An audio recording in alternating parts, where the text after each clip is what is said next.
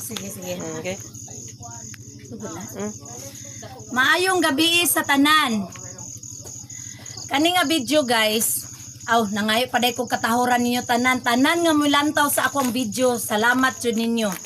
Kani nga gabi guys, nalipay jud ko kay nakasweldo na jud ko ni Mita. Dili ingon nga panghambog ni guys. Kang pang-inspired ra ni sa mga bagong nagsugod nga kanang padayon ra gyud ta. Kay ngano, karon nga gabi akong nadawat jud ang akong sweldo ni Boss M. Na tanawa na mao ni siya sweldo nako, first sweldo.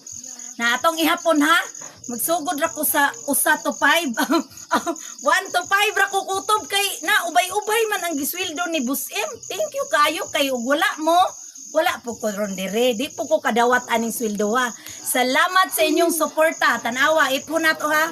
1, 2, 3, 4, 5. 5 ra lang kutob kay latim daghana. Panington ko ani kinihap. Sus, katulugon ko kinihap ani kay ubay-ubay man jud ning gihatag. Salamat sa Ginoo sa tanang blessings iyang gihatag. Og di pa tungod ninyo, dili po ko makadawat ani. Og salamat. Thank you for watching. God bless.